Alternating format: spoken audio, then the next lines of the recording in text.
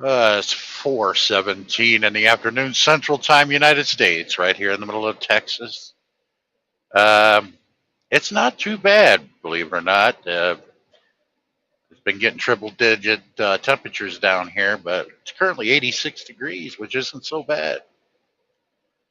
You can see that they've been getting a little bit of rain because there's a little bit of green here and there, but a lot of this shit's dead out here. There's nobody doing a live except for a few that are asleep while doing their live. Which is kind of cool. I even thought about doing that once just to see what happens. But I got this load, and then I shut down between Claude and Wichita Falls, Texas. I'm on Highway 287. This will lead you all the way up through Amarillo and through the a small panhandle of Oklahoma, and maybe a wee bit of Kansas, and then right into Colorado, take you all the way up to I-70 in Lyman. And then you get on 70 and take that towards Denver. Then you take the bypass around Denver by the Denver airport and get on Interstate 25, and that'll take me to Loveland. I'm delivering to the Walmart distribution center in Loveland. I got a light load, women's underwear, Wonder bras. I got to tell a few people I enjoyed last night. The Potato Family really took the cake. I really enjoyed watching the Potato Family. They were great. I'd like to thank Our Life for that, for bringing them in. They were great on Darren's live stream. Earlier today, when I woke up, I tried to, I ordered myself a K1. I think it's a good one. I hope it's a good one. It looks like some of the others that Our Life showed me. Our Life, if you still want one, get with me. We'll work it out. I tried to buy one for Darren also, but it wouldn't let me ship it to Canada. So I had to cancel that order because they don't ship to Canada, which is really weird. I used eBay. There was somebody on eBay that was selling a bunch of them. And their rating is really good, so I don't have to worry about that. But mine is going to be delivered to my house by August 8th, which I may not be home yet by August 8th. I know I'll be home the first football game, so I'll be home the 18th, so maybe 10 days after. I may go home earlier than that just to get some time off. I'm sort of burned out.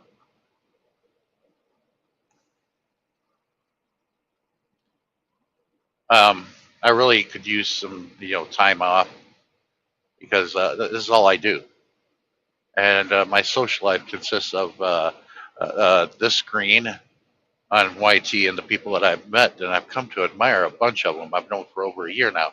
Darren, Sammy,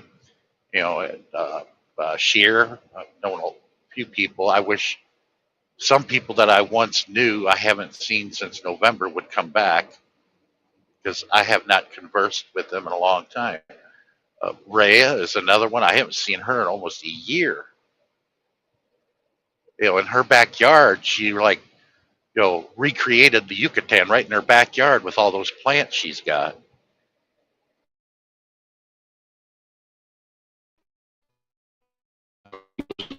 Last year I walked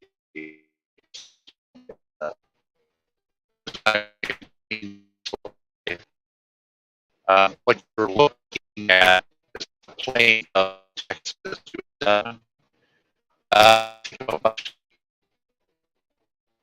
About 30 minutes southeast of Amarillo. About I-40 west, and it's going to take me to Amarillo. Very interesting place. Not very big, but it's pretty interesting. It's got a place that's been on TV. It's been on the History Channel. They did this Eaton type show on History Channel. I don't know if they still do it, but it's pretty famous. They got the 72-ounce steak challenge. You have an hour to eat that 72-ounce steak, some baked potato, Sorry, potato family. Shrimp cocktail, a salad, and a roll. You have to eat that all in an hour, and it's free. If you don't, it's going to cost you $100.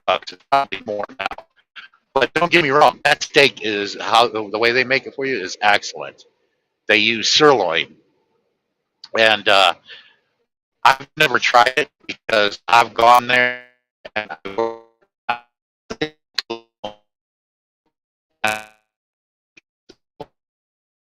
because me, I like taking a bite of steak, take a bite of raw jalapeno, and for some reason it's just an explosive flavor. I learned that from a Mexican friend of mine named Cuco. He lives in Dayton, Ohio, and I learned it from him.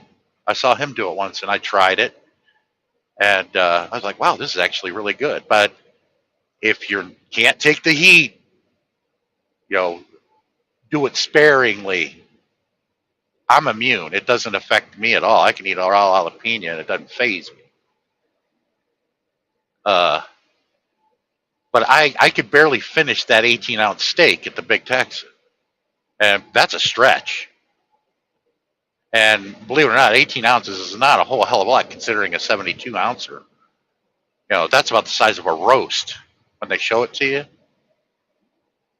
Um, there is a woman named of Molly Schuler. You can Google this. Molly Schuler. She's lucky to weigh 130 pounds soaking wet. She finished 3 whole dinners in less than that hour. The first meal, complete meal, she finished in just over 7 minutes. That is totally insane. She's a professional eater. She wins a lot of contests. She even surprised the hell out of that Japanese competitive eater. Now he was awesome. He was good. He was not easy to beat. For years, the people in Brooklyn hated to hand him that trophy every year because he was winning the hot dog eating contest there at Nathan's in Brooklyn in Coney Island. Until some other dude, I can't remember his name, came along and he started winning it. But there, during the summer and every fair, they always got some kind of eating contest. And our local guy, they got these funny names that they carry with them. This guy's from Oxford, Ohio. It's between Dayton and Cincinnati, and his name is Kevin the Chicken Wing O'Keefe, because this guy polished off, I think it was like 123 chicken wings in less than a minute.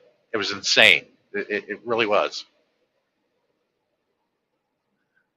But I'm bored, and I figured I'd just show you where I'm at. There's nothing but farms out here. Texas wildflowers that you see over there to the right, windmills. And there's a lot of cattle farming and wheat farms. You don't see much corn grown out down here or soybeans. It's mostly wheat and feed for livestock. But and there are a lot of horses out here too. But this is what, after I get through Amarillo and start heading north towards Denver, it looks like this damn near the entire way. It's very barren. I'll be lucky to hold signal just to do anything. And if you are in the chat, I know I can see there's a few people there, but I cannot read the names or anything. I can't read the chat. I appreciate y'all joining me here. This is actually done of boredom. I will finish that part 3. I've been working at it a little bit. The part 3 is going to deal with China, or if you're a Trump fan, it's China, which is kind of funny. But I'll be working on that video here in the next few days. I don't know when. It's going to take me a while to work on that one.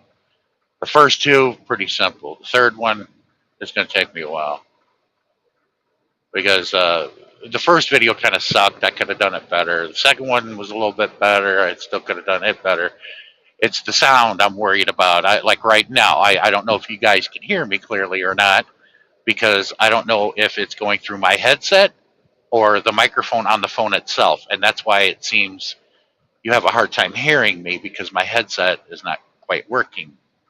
I don't know if it's working right now. I hope it is, but I won't know until I actually look at the damn video after I'm done. Oh shit! Hang on one second here. Let's see here. Oh, okay. Oh, thank you, Robert. I kind of figured you'd show up, but everybody else is probably asleep or at work or just enjoying their Saturday and sleeping in or trying to sober up from a hard Friday night. But I really enjoyed that. That was probably one of the best live streams I've been in with Darren. That was just, it was really great. You know, the Potato Family and Our Life and Sheer. You know, that was great. I wish Sammy would have came up because I know Sammy would have twerked.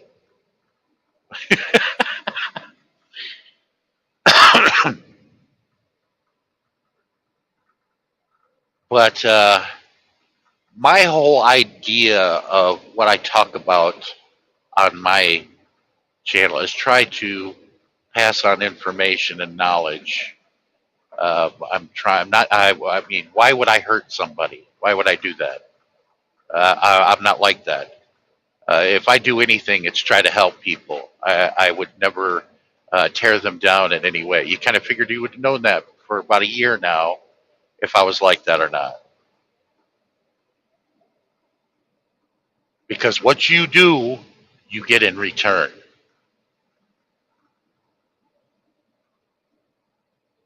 And as I gotten older, with the knowledge that had been passed on to me, I put belief to the side, and belief does not override logic, and belief does not override history. And history is our evidence of what works and what has not worked and what has proven not to work.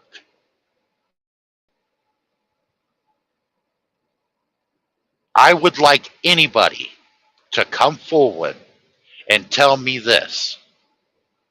Have you ever seen a house built from the roof down? Does that work? Can that ever be possible? When you build a house, do you build it top down or do you build it ground up? Well, Americans, as you know, we know better. As backwards we are, we designed our economy as top down and think that that works. I'm sorry to tell you, but that girlfriend died long ago. That top down, trickle down does not work. It is proven not to work, and a lot of people seem to love to go back to it. Just to let you know, we keep giving out those bailouts and all this money to the corporations in the hopes that they would create jobs. That's what a lot of people say. Well, I'm sorry to tell you, sister, they do not create jobs, and nor will they create jobs with that money that they were given. It went right to the stock market, or they bought back their own stock. That's what they did with it. You can run from it. You can imagine it didn't happen, but I'm sorry to tell you, it did. Because they are not going to bring those jobs back to America because that was the whole point. Why should they pay Americans a livable wage with medical and everything, which was a good middle class lifestyle that people had in the 50s and 60s and part of the 40s and part of the 70s? But they decided to pack up and leave for cheap foreign labor. And they threw the American worker under the bus. Wouldn't you consider that economical treason? There's something to think about for a minute. I'm like, okay, they sent them to China. What would have happened if they would have sent those jobs over to Russia during the Cold War? You think that would have flown? You think that they wouldn't have woke up in Leavenworth or somewhere, those executives making that decision?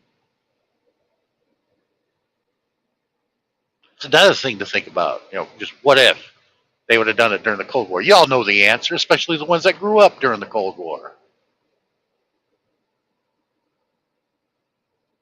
But see, that's what my Marxism does. Whenever I got to think about something, I go with an analysis. I look at everything, and I don't make a decision too quickly or too vastly. What started this was when I went to college in '91. Well, it kind of started. That was the early. But like when 9/11 happened, everybody was just assuming right away what it was, and they were all talking trash. And I'm like, no, let's see what actually happened here through investigation and see what happened. And I got to hand it to a lot of them. A lot, Rebecca Roth. Oh, she wrote a couple of books that were really interesting. She was a flight steward. And if you don't think that a flight steward had a lot to tell you about what happened on that day, read Rebecca Roth's work. Be very interesting. One thing that I found very interesting, and you go to any flight stewardess even today, especially back then, cell phones never have and never will work at altitude. Never have. But yeah, our government feeds us that story that the people on Flight 93 use cell phones to contact their family. Impossible. Never happened. But see, how many people know that? And then they had to retract the story and say, "Oh, they used the earphones on the back of the seats." Well, those didn't work very well because I tried using one myself when I was in a flight from Atlanta to Chicago. They don't work very well. And back then, they started removing. They had already removed those phones off of most planes because they didn't work. But I got to tell you, people, if you really want to understand something, you're going to have to read. I know getting people to read is like getting root canal work, but if you want real information and real logic and learn something, you got to read from a book. And let me tell you, I heard the term knowledge is power. Yes, that is very true. Knowledge is power. And me, I don't like to toot my own horn or anything like that, but I do the analysis. Here I am. I own my own business. I took some courses in college that may have helped me. And I learned a lot from other avenues, read other books. Maybe what does that got to do with, you read this book and you're like, what has this got to do with this or my business? No, not much. But it opens up your brain is what it does. And when your brain is working, you come up with some, maybe foolish ideas to some people and might be brilliant to some others. But when you look at my business, I'm on, going on 12 years now, has been a abysmal failure. How? I don't know. I'm still rolling. I'm not in the hole. I'm not in debt. As of October, my truck was paid off. I got my title in my hand. My kids are well taken care of. I still got money on me. Yes. I'm still rolling. I'm not having a hard time getting freight. I don't know. I think my business has been running fairly well. I think one reason is I stay out. Because if the wheels aren't turning, you're not earning. That's a good terminology from undereducated truck drivers. They may be undereducated, a lot of them, but they do come up with some brilliant ideas. And that's one of them. It's true. Your wheels aren't turning, you're not earning. And I've stayed out. There are some drivers that go home on a regular basis. Well, you're not going to make the kind of money you would like because you're going home so much. And some of these guys that lease trucks, especially now, have figured that out. They go 3 weeks in the hole and spend a month working their ass off and still in the negative. Well, you can't do that. It worked for me. Yeah, it did. But not everybody's the same. Everybody's different. Not everybody can stay out like I do. I'm not saying that I'm better than they are. It's just I saw that, this is a Payne's undertaking, and if I want to be successful, that means I'm going to bust my own ass. However, I'm doing it on my own ass, and nobody is making money off of me because all my money comes to me. There isn't somebody at the top collecting the surplus that I create. I get my own surplus.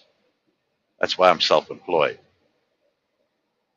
But when I got a taste of being self-employed, I'm like, I will never, ever, as long as I'm breathing and on this planet, ever work for somebody again. That won't happen. I'll work for myself, or I will refuse. And if I was forced to work, it better be a union.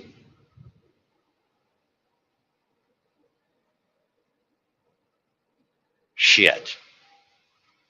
Okay, I'll probably just go down to this truck stop. Anyway, this is Amarillo I'm coming into here, and I was supposed to take that exit right there, but I missed. Well, so I just go down to the next exit, turn around. I'll probably go to the truck stop and get a coffee. But I wanted to share that with you. That big sign over there to the right, free 72-ounce steak. Yes, that's true. If you finish it within an hour, along with the potato, the shrimp cocktail, the salad, and the roll.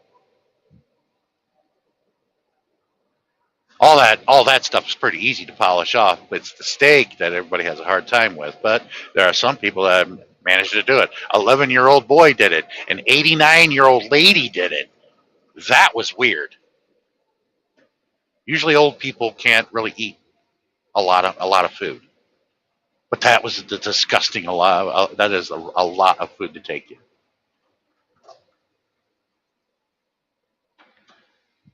Uh, but yeah, the exits are a little bit different here in Texas than anywhere else in the country.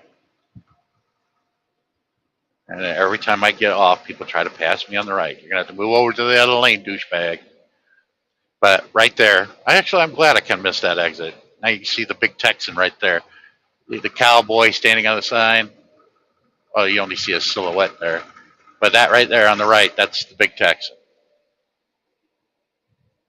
And I tell you, their steak is outstanding, really good, and the parking lot is always disgustingly full.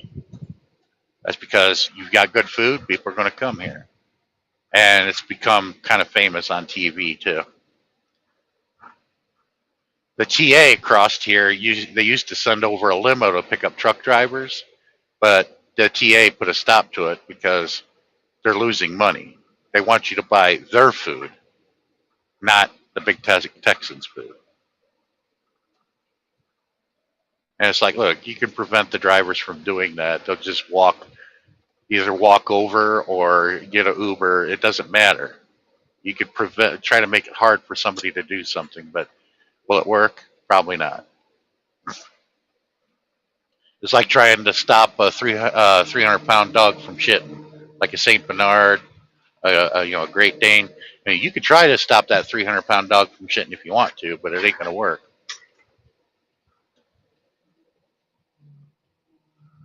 I like this. Make the ear turn around.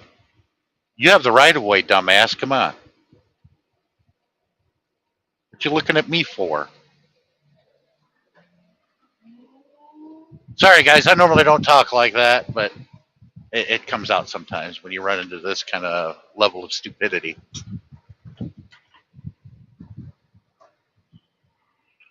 But I've stayed many a night here at this TA right here in Amarillo. Usually I stop here if I'm heading out to Southern Cal or coming back from Southern Cal, heading out, to Florida or something like that. Because I take, 287 through here, head down to I-20, get on down onto I-10, and then cut across there. It goes all the way to Florida, I-75. Oh, there we go. There's a red horse. I don't know if that has anything to do with the Filipino beer, but there's a red horse right there. See it?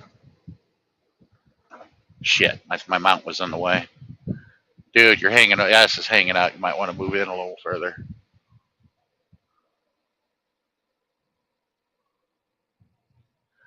There we go. See, what it is you don't want to go through Amarillo. It's just a pain in the butt. You always want to take the bypass around the city. Sometimes it's a lot easier, sometimes it's not. But it's a weekend, and people are going out enjoying their day, going to wherever it is they go to, or having a barbecue. And I've stayed many a night at that Petro. If the TA don't have parking, I usually come down here to the Petro here.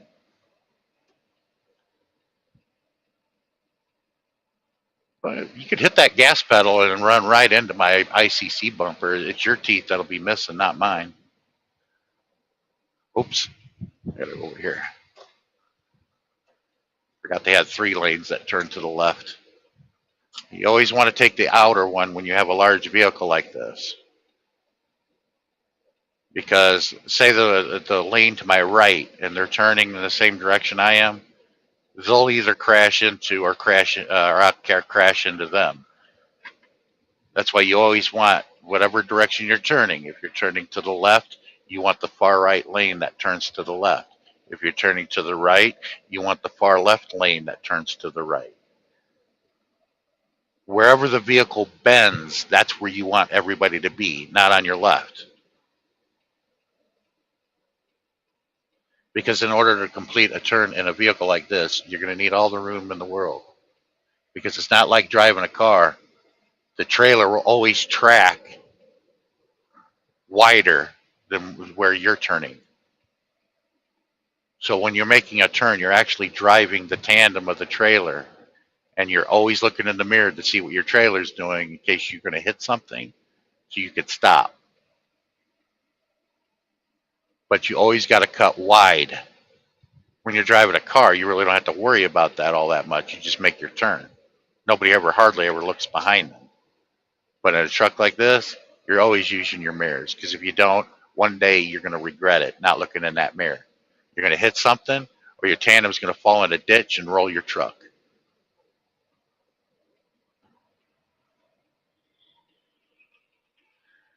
And it's just give you all a little bit of knowledge about driving a big vehicle like this.